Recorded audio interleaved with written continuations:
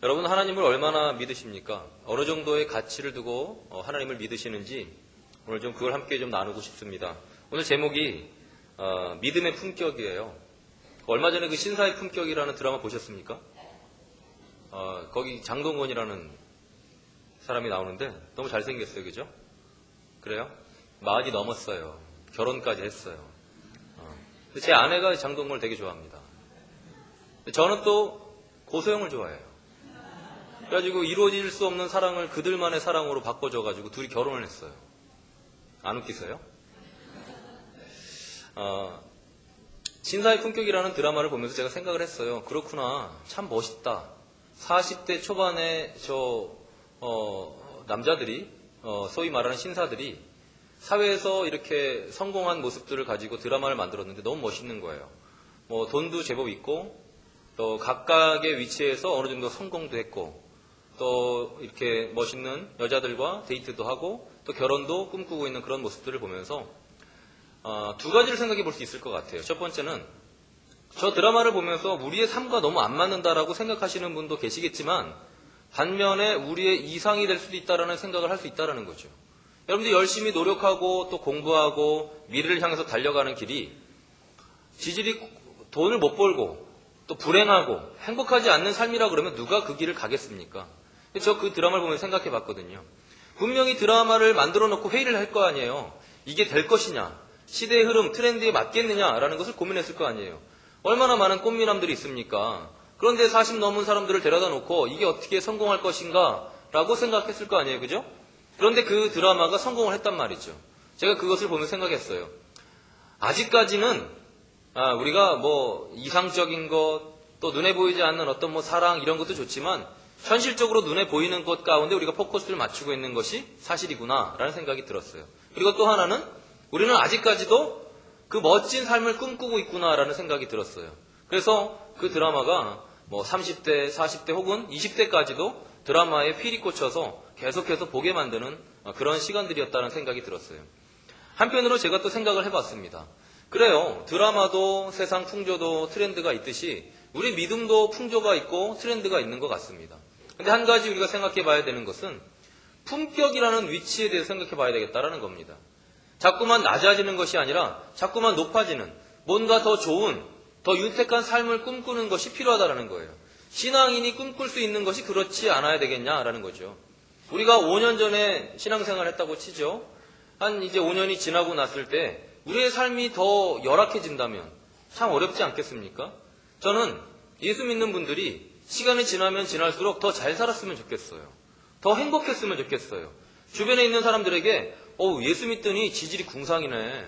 예수 믿더니 돈도 못 벌고 예수 믿더니 집안이 망가졌대. 이게 아니라 예수 믿더니 뭔가 달라졌다라는 얘기를 들어야 되지 않겠냐는 겁니다. 그 위치의 한가운데 하나님의 역사하심이 있다라는 거죠. 근데 그것은 그냥 주어지는 것 같지는 않아요. 뭔가 하나님의 뜻과 우리의 뜻 가운데 나의 고집대로 끌고 가는 것이 아니라 하나님의 뜻에 의해서 이끌려 갔을 때에 복이 온다라는 거죠. 왜냐하면 나의 생각보다 하나님의 생각이 더 위대하기 때문입니다. 내가 바라보는 시선보다 하나님의 시선이 더 앞에 서 있기 때문에 더 지혜롭기 때문에 하나님의 뜻을 따라야 된다는 것이죠. 그런데 세상을 살면서 신앙생활하면서 느끼는 것 중에 한 가지는 우리의 생각과 하나님의 생각이 상충될 때가 많이 있더라는 거예요. 내가 정말 미워하는 사람을 주님은 사랑하랍니다. 내 생각대로라면 욕을 한 바가지 해주고 싶은데 뒤를 쳐다보지도 않고 그 사람하고 아예 그냥 의절을 하고 싶은데 하나님은 사랑하라는 거예요. 하나님은 더 베풀라는 겁니다. 참 어렵지 않습니까? 그런데 놀라운 것은 하나님의 말씀 진리 가운데 살아가는 사람들이 하나님의 뜻 가운데 올바로 서 있는 사람들이 복을 받더라는 거예요. 만약에 그렇지 않다 그러면 우리가 어떻게 신앙생활을 하겠습니까? 여러분들은 어떠세요? 말씀과 여러분의 생각이 다를 때 뭘 추구하시나요? 여러분의 생각을 추구하시나요? 그러면 여러분의 깜냥만큼만 복을 받으실 겁니다. 자기가 원하시는 만큼의 복, 내가 노력할 수 있는 것까지만 복을 받겠죠. 그러나 하나님이 원하시는 것은 네가 갖고 있는 네 깜냥 아니라 내가 줄 수 있는 무한한 복을 받기를 원하시는 것이죠. 그 완전한 사랑, 완전한 복, 그거를 얻기를 원하신다는 겁니다. 오늘도 사실 말이 안 되는 일이 여기 일어났어요. 앞에는 홍해입니다.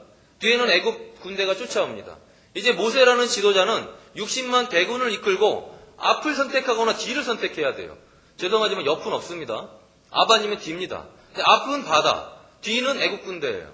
뒤로 갔다가는 뭐 칼에 찔려 죽겠죠. 잡혀가겠죠. 앞을 선택했다가는 그 많은 인원들이 뭐 어떻게 바다에 들어가겠습니까? 수영을 할 수 있는 사람도 한계가 있는 것이고. 자, 이런 상황 가운데에 우리가 뭘 생각해 볼 수 있겠어요? 여러분이 지도자라면 뭘 생각하겠습니까? 저 같으면 리더들을 불러놓고 회의할 것 같아요. 자, 둘 중에 하나를 선택했어요. 지금 우리가 도망왔는데 뒤를 선택하면 다시 노예로 가거나 아니면 죽을 수도 있어요. 자, 그게 첫 번째고, 두 번째는 우리가 바다를 선택하는 겁니다. 체력이 좋은 사람은 60만 중에 한 10명쯤 살아남을지 모르겠지만 어쨌든 앞을 선택해서 바다로 뛰어드는 이 두 가지 리스입니다. 어떻게 하시겠습니까? 저 같으면 그렇게 물어볼 것 같아요. 근데 여러분들 같으면 어떻게 하시겠어요? 여러분들이 지도자세요. 앞에는 바다요, 뒤에는 애국 군대입니다. 뭘 선택하실래요? 물어본 거잖아요. 생각해 보세요. 하나님, 너무 거룩하다. 그래요, 정답입니다. 모세가요, 앞에 뒤에 고민 많이 했겠죠. 그리고 나서 그가 위를 봤어요. 하나님이 살아계신 것을 보고 싶었겠죠. 그때 하나님이 말씀하시는 거예요. 여호와께서 모세에게 이르시되 넌 어찌하여 내게 부르짖느냐? 왜 기도만 하고 한탄하고 슬퍼하고 아파하느냐?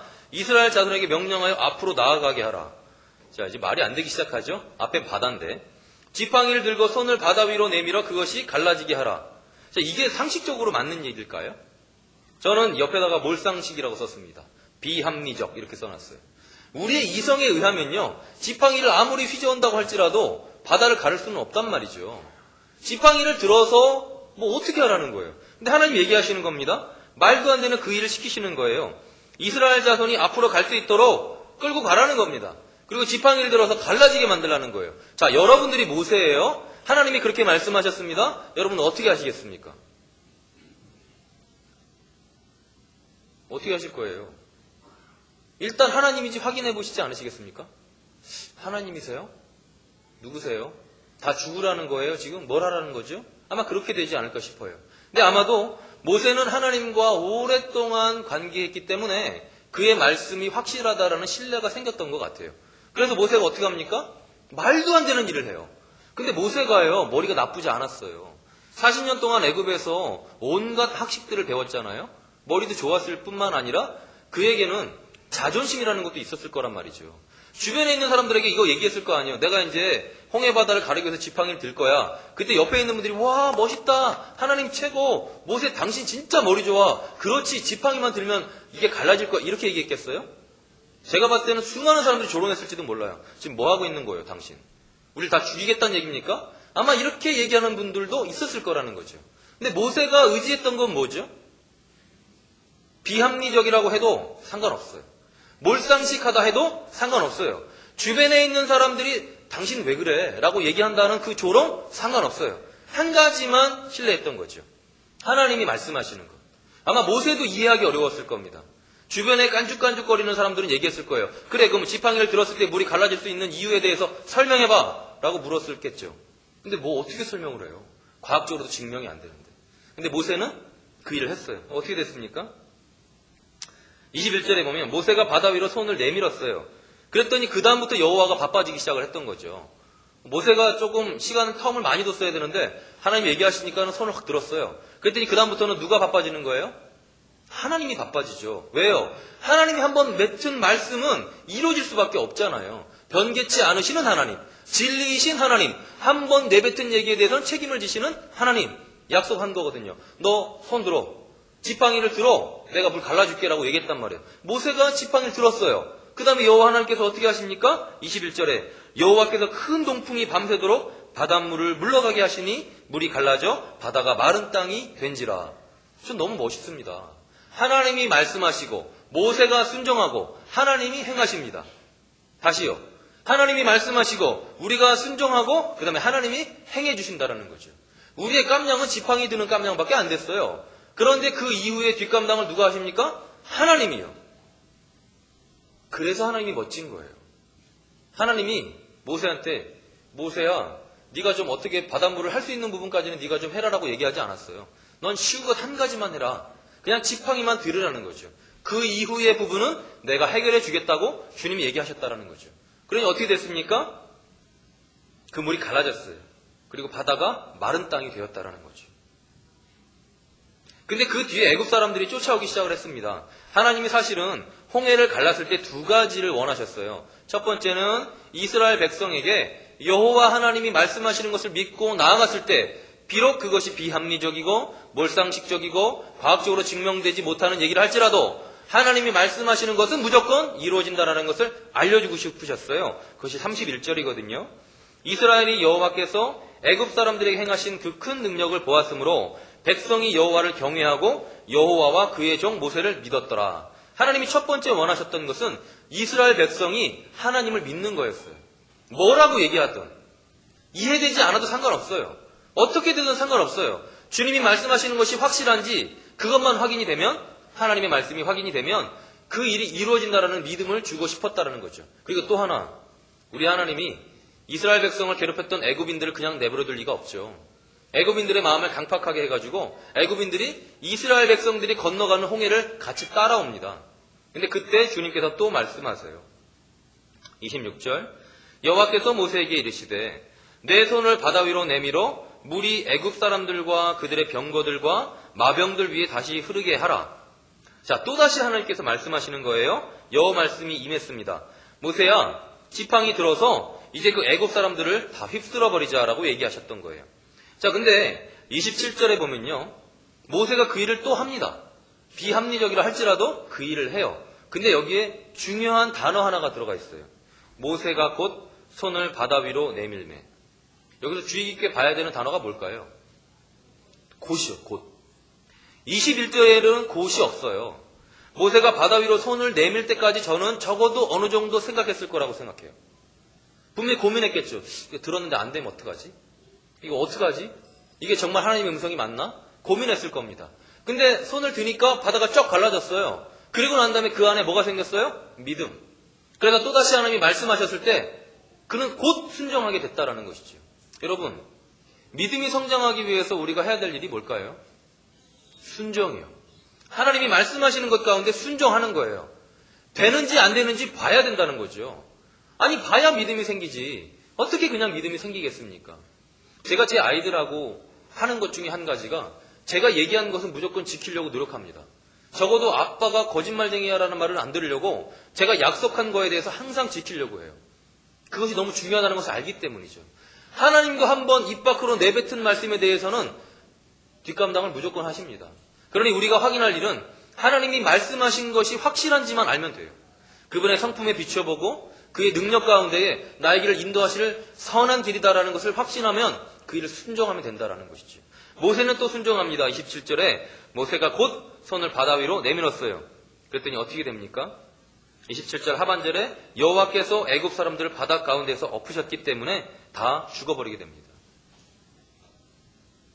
그 전에 25절에 보면요, 이 얘기가 있어요. 애굽 사람들이 이르되 이스라엘 앞에서 우리가 도망하자 여호와가 그들을 위하여 싸워 애굽 사람들을 치는도다. 주님이 목적하신 것 두 가지가 이루어졌습니다. 첫 번째, 이스라엘 백성들이 여호와를 인정하는 거예요. 여호와를 신뢰하는 겁니다. 여호와를 경외하는 것이죠. 그것이 31절에 이루어졌다고 좀 전에 말씀을 드렸어요. 또 한 가지는 18절에 그가 얘기하거든요. 내가 바로와 그의 병거와 마병으로 말미암아 영광을 얻을 때에야 애굽 사람들이 나를 여호와인 줄 알 거다라는 목표의식을 갖고 있었는데 그게 25절에서 이루어졌단 말이죠. 전 이 본문이 너무 마음에 와닿습니다. 어쩌면 우리는 하나님이 말씀하시는 것 가운데 순종할 용기가 없는 것 같아요. 그럼에도 불구하고 아무것도 안 하는 상태에서 믿음이 자라나길 원합니다. 믿음의 발걸음을 띄려고 생각하지 않아요. 여기서 모세가 한 일이 뭔지 아세요? 모세가 한 일이 힘들어요? 하나님이 한 일이 힘들어요? 모세는 뭘 했어요? 손만 들었어요. 21절 모세가 바다 위로 손을 내밀매. 27절 모세가 그 손을 바다 위로 내밀매. 모세가 한 일은요, 손든 일밖에 없어요. 이렇게 쉬운 일을 하나님이 시키셨단 말이죠. 근데 우리는 이 일도 하기가 어려운 것이 아닌가 하는 생각이 듭니다. 왜냐하면 내 생각으로 하나님을 한정짓기 때문이죠. 여러분, 우리가 생각하잖아요. 그거 왜 말도 안 되는 일을 하고 있어? 하나님은 말도 안 되는 걸 가끔 시키세요. 뺨 맞았잖아요. 한 대 맞았으면 2대 때려주라고 세상은 가르치지 않습니까? 그래서 태권도장 보내잖아요. 안 맞으려고. 그놈이 때리면 반 죽여놔야지. 어디 세상에서 지고 다녀? 그게 우리의 논리잖아요.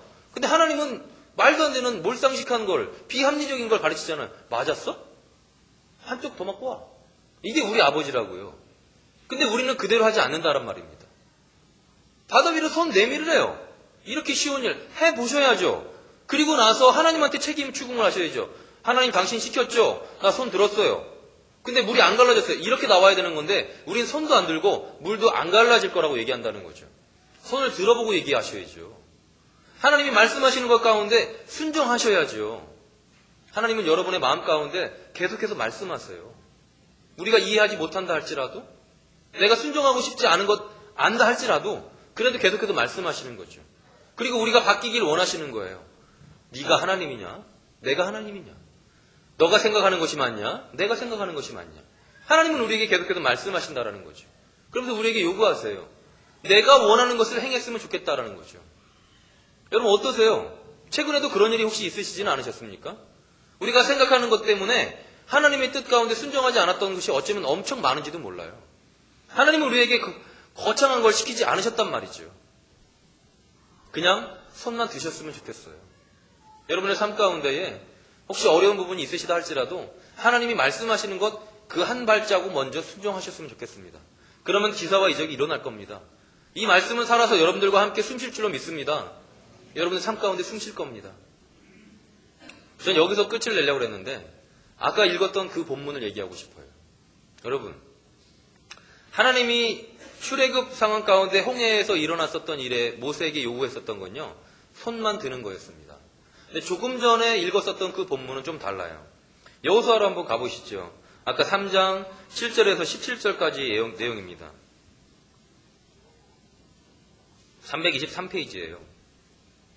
여호수아 3장 7절에서 여호와께서 여호수아에게 이렇게 말씀하세요.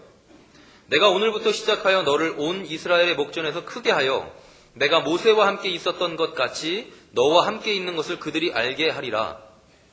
근데 요구사항이 있어요. 8절에 너는 언약궤를 맨 제사장들에게 명령하여 이르기를 너희가 요단 물가에 이르거든 요단에 들어가라 라고 얘기하고 있어요. 요단에 들어가라. 아까보다는 조금 더 적극적으로 하나님이 말씀하고 계세요. 아까는 뭐예요? 손만 들어라. 근데 지금은 어떻게 해요? 요단에 들어가라는 거예요. 근데 요단 물이 그냥 바닥에서 찰랑찰랑 한다 그러면 들어가기 쉬웠을 거 아니에요. 근데 조금 고민이 돼요. 뒤에 보시면 15절에 보면요. 14절 백성이 요단을 건너려고 자기들의 장막을 떠날 때에 제사장들은 언약궤를 메고 있었답니다. 백성 앞에서 이제 나아가는 거예요. 제사장이. 근데 15절에 요단이 곡식 거두는 시기에는 항상 언덕에 넘치더라라고 얘기하고 있어요. 자, 그러면 발목 정도 차는 찰랑찰랑 수준이 아니라는 얘기예요. 범람하고 있다라는 얘기입니다. 자, 하나님이 원하시는 믿음의 품격이 이런 거라는 거죠. 자, 너희들이 지팡이 드는 거 했지? 자, 그럼 그 다음으로 가자.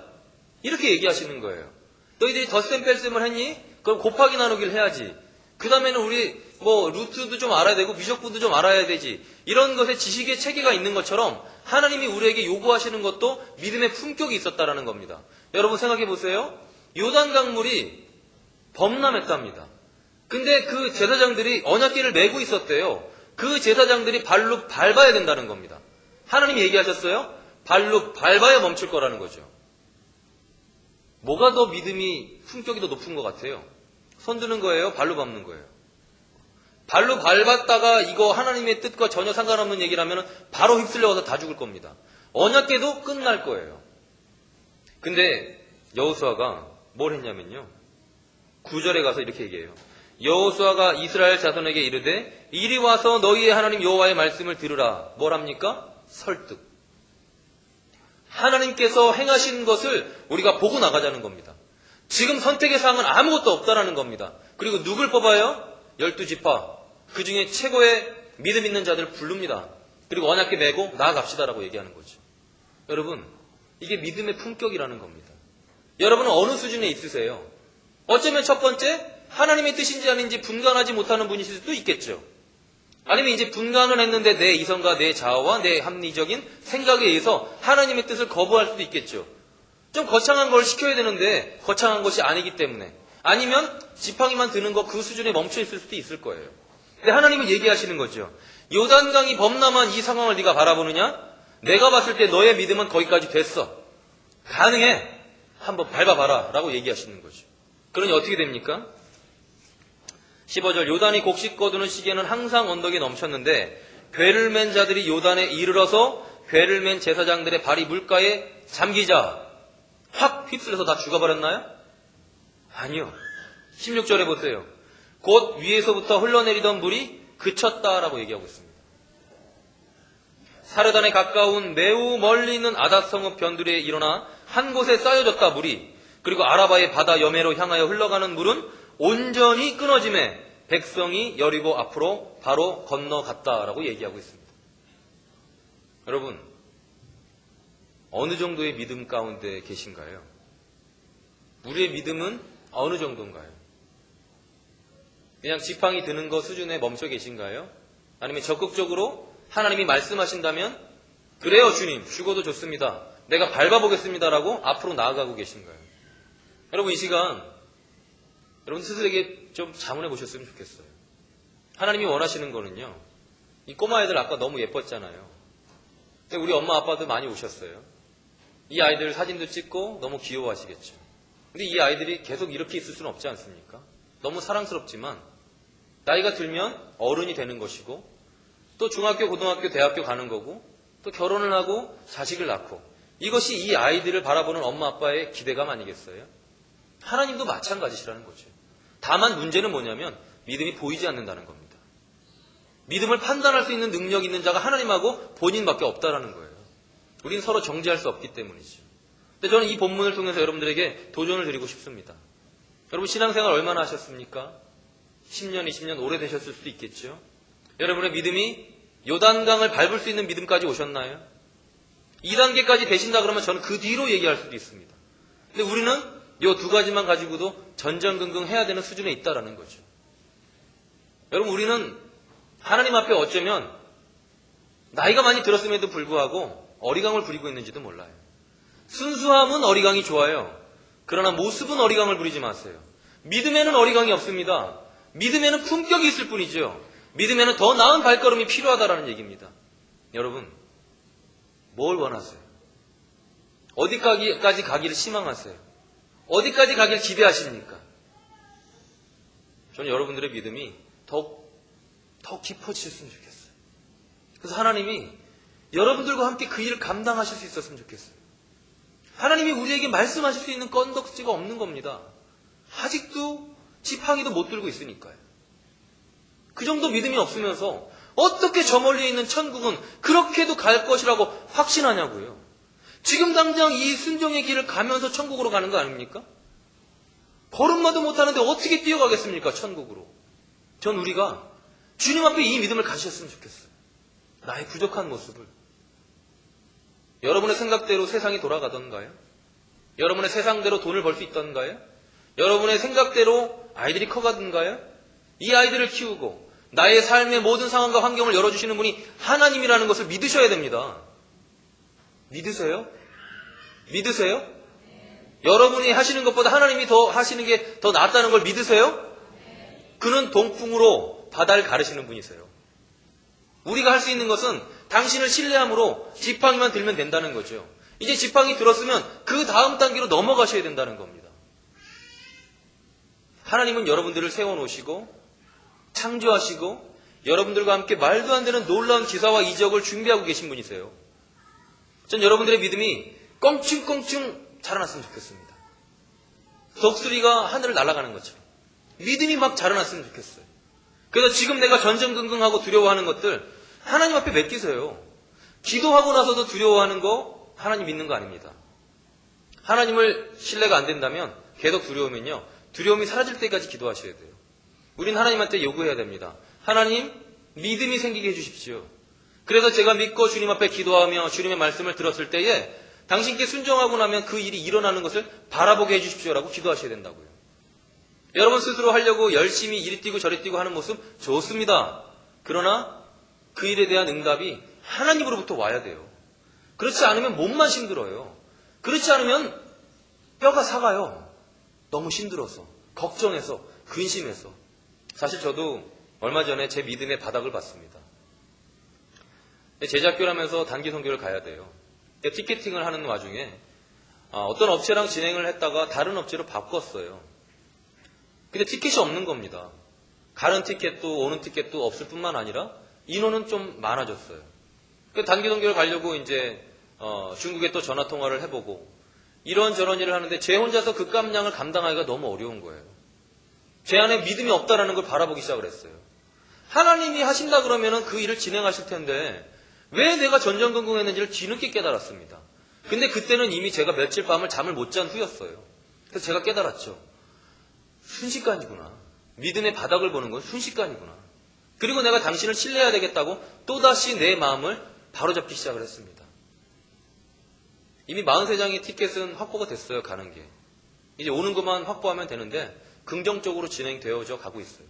단기 선교를 가서 찬양하고 그들과 함께 전도하고 선교하고 또 그 북한 땅을 마음에 품고 기도하고 이런 것을 누가 좋아하겠습니까?